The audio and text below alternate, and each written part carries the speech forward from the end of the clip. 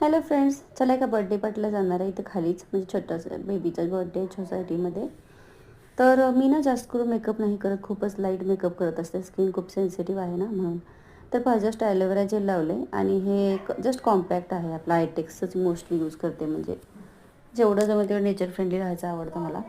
तर ना ह्याच्या अगोदर मी एखादं क्रीम पण वापरत असते, पण आज कसं जस्ट सोसायटीमध्ये सिम्पल बाजूलाच आहे साईडला बर्थडे म्हणून चला म्हणलं एवढा जास्त काही हेवी मेकअप नाही केला.